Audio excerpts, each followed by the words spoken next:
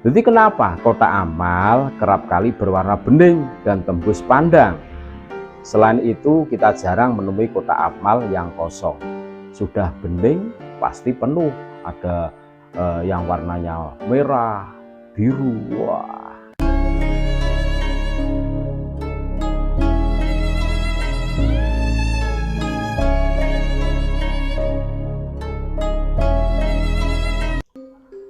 Assalamualaikum warahmatullahi wabarakatuh.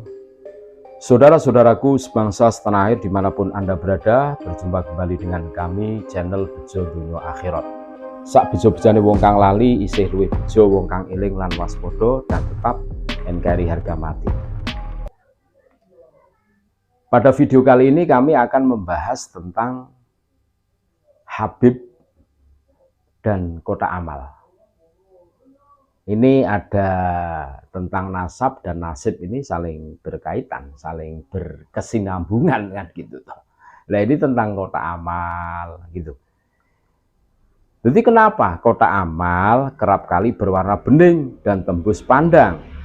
Selain itu kita jarang menemui kotak amal yang kosong. Sudah bening pasti penuh, ada yang warnanya merah, biru. Wah. Selalu terisi sejumlah uang dengan varian pecahan mulai dari ribuan sampai ratusan ribu. Kita akan menjumpai kotak amal dengan jumlah uang yang tidak sedikit di dalamnya.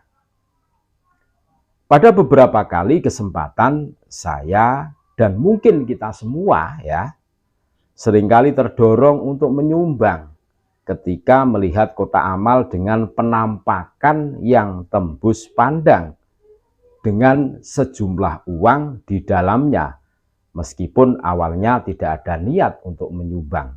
Awal-awal tidak begitu memperhatikan, tapi pada saat banyak uang yang mengisi kotak amal yang tembus pandang tersebut, muncullah kerentek di dalam hati, niat di dalam hati. Pernahkah kita berpikir bahwa uang yang berserakan di dalam kotak amal tersebut pada dasarnya bukan semuanya hasil sumbangan dari masyarakat umum, tetapi disengaja oleh para kelompok yang meminta sumbangan sebagai salah satu umpan agar orang lain ikut menyumbang. Keren kan? Orang sekarang ada umpannya. Wah, ternyata ada yang memasukkan 100.000. Wah, ikut-ikutan. Ada dorongan psikologis untuk ikut menyumbang ketika melihat kotak amal yang terisi sejumlah uang. Dorongan tersebut muncul tiba-tiba yang terstimulasi dari otak.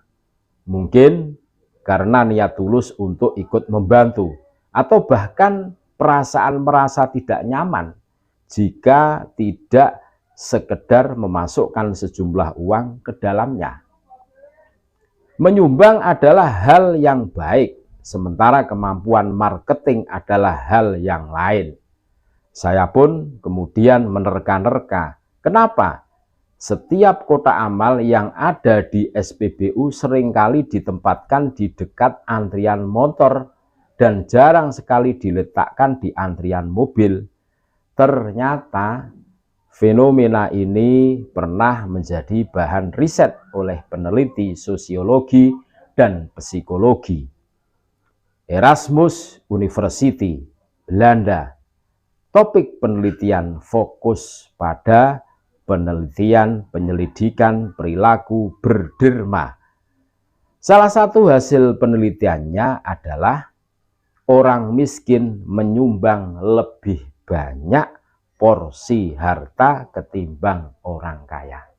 Wow, ternyata yang banyak menyumbang itu orang miskin. Ya mungkin harapannya supaya diganti oleh Allah supaya rezekinya banyak gitu kan. Boleh jadi kan gitu. Secara lahiriah menyumbang adalah perbuatan terpuji karena membantu orang lain yang membutuhkan. Namun pada perkembangannya menyumbang dikomodifikasi oleh sebagian kalangan tertentu sebagai profesi untuk jalan kompas mengeruk keuntungan dari khalayak ramai. Menyumbang menjadi bisnis paling menjanjikan di negeri ini, yang sangat mudah terprovokasi oleh iklan-iklan atau seruan untuk menyumbang. Save Palestina, nyumbang semua. Save Rohingya, menyumbang semua. Wah, keren kan? Marketing Khabib. Ketika membayangkan kotak amal yang sengaja memperlihatkan isinya, saya langsung teringat terhadap para Khabib yang seringkali dengan bangganya mengungkit semua sisi kehidupannya. Entah dengan gamblang melakukannya sendiri atau didesain dan dipublikasi oleh media yang berafiliasi dengan mereka. Tujuannya tidak lain untuk membangkitkan dorongan dan simpati dari masyarakat memilih mereka untuk menjadi panutannya. Mengungkit kehidupan pribadi merupakan salah satu upaya efektif untuk menarik simpati kalangan masyarakat akar rumput untuk memilih tokoh yang dianggap paling menderita atau paling dermawan dalam dakwah Islam. Keren kan? Kita sering bertanya, kenapa intrik sangat kental ketika masa awal berprofesi Khabib naik panggung, dengan sendirinya akan meredup setelah mereka manggung dari satu tempat ke tempat lain sudah berlalu. Metode ini memiliki tujuan akhir, yaitu memenangkan simpati masyarakat. Target tersebut menjadi harga mati bagi siapapun yang ikut terjun dalam dunia panggung. Kemudian, mekanisme yang dilakukan untuk mencapai tujuan melalui cara ini dengan bahasa lebih vulgar, marketing Khabib. Pada momen inilah semua hal diupayakan untuk memenangkan pertarungan merebut simpati. Ini diperlakukan sebagai sebuah brand yang akan dijual ke konsumen dengan melalui berbagai tahap seperti brand identity, brand positioning, dan brand image. Marketing Khabib merupakan kombinasi penerapan dua ilmu, yaitu pemasaran dan penerapan ilmu merebut simpati. Perkembangannya semakin membuka ruang bagi para Khabib untuk melakukan manuver dengan tujuan menggapai puncak menguasai para muhibbin. Para Khabib dan berbagai pihak yang berkepentingan kemudian mendesain sebuah mekanisme marketing yang mendekatkan figur kepada masyarakat. Marketing Khabib menjadi sangat populer, juga tidak terlepas dari begitu banyaknya saluran media yang bisa digunakan, apalagi di era media sosial yang semakin berkembang pesat.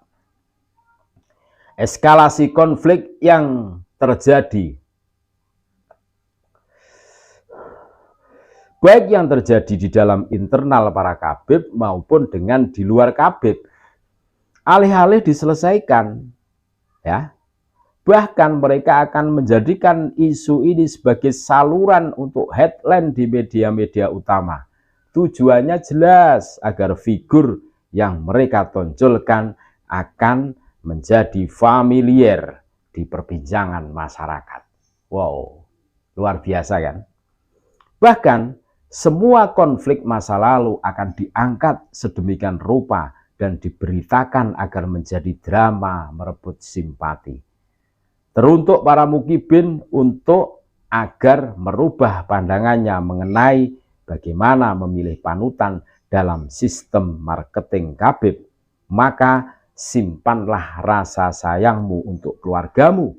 Jangan berikan untuk para Khabib yang selalu minta dimuliakan. Kuncinya cuma itu, para mukibin. Jadi sayangmu, cintamu itu berikan pada keluargamu.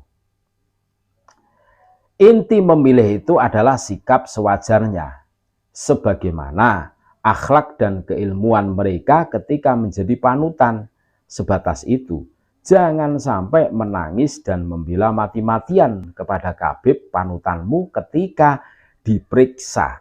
Ternyata nasabnya tidak tersambung kepada Nabi Muhammad SAW. Begitulah seharusnya kita memilih panutan. Tetapi pada kenyataannya banyak yang menghabiskan energi mereka untuk Khabib yang dipilih sebagai panutannya. Bahkan harus rela berkelahi dan berkonflik dengan orang-orang terdekat. Parahnya, Khabib memahami dengan baik karakteristik muhibbin di negeri ini yang sangat sentimental. Apalagi ketika berhubungan dengan citra diri yang agamis atau merasa menderita.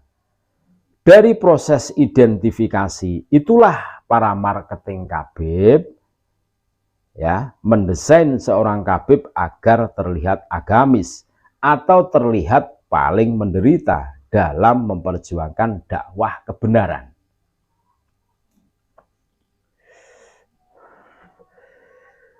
Kita semua tiba-tiba saja iba dan menjadikan semua citra artifisial sebagai dasar untuk simpati terhadapnya. Masyarakat di negeri itu adalah masyarakat pelupa dan pemaaf serta sangat sentimental. Mereka tidak mampu menakar segala sesuatu sesuai porsinya. Kapan harus memaafkan, kapan harus melupakan, dan kapan harus sentimental. Memilih panutan ranahnya rasio. Jadi, ketika memilih seseorang untuk dijadikan panutan, maka yang mendominasi keputusan kita adalah rasio. Yang bekerja, akhlak dan ilmu adalah standar ketakwaan yang dapat diraba dan dilihat secara manusiawi. Sedang riwayat di masa lalu dan hal-hal lain yang memiliki korelasinya bisa menjadi pertimbangan. Kita harus menyingkirkan sentimen pribadi ketika memilih panutan. Memilih karena kasihan, memilih karena sosok merupakan artis idola, memilih karena kedekatan keluarga, dan alasan-alasan lain yang sentimental. Pengalaman pahit sebelumnya bisa menjadi pelajaran bagi semua orang bahwa bagaimana itu bukan dunia hitam putih. Luka yang ditinggalkan sejarah Khabib sebelumnya masih terbuka lebar. Karena sebagian kelompok masyarakat menganggap menjadi muhibbin merupakan jalan jihad. Namun pada kenyataannya sistem marketing Khabib hanya menyisakan luka bagi masyarakat awam. Sementara para Khabib makan enak dan tidur di kasur empuk serta hidup dalam kemewahan. Bahkan yang lucu adalah muhibbin yang terbawa emosi padahal hidupnya penuh kemelaratan dan penderitaan. Namun ketika diperas malah tersenyum. Pelaku marketing Khabib sudah terlatih untuk bisa langsung bersahabat dengan lawan-lawannya. Namun muhibbin tidak dengan mudah melakukan rekonsiliasi dengan masyarakat yang berbeda pilihan. Mereka akan tetap menyimpan dendam dan menganggap yang lain bersalah. Begitulah dampak dari dunia marketing Khabib yang hanya bisa dimengerti dengan mengambil jarak yang pas. Satu hal yang harus kita yakini bahwa muhibbin akan selalu menjadi marketing paling handal untuk mencapai tujuan para Khabib. Layaknya kotak amal, para Khabib dengan senang memperlihatkan semua cerita hidupnya, bahkan kehidupan keluarganya agar menggugah hati masyarakat untuk memilihnya sebagai panutan hidup. Terima kasih, tetap NKRI harga mati. Assalamualaikum warahmatullahi wabarakatuh.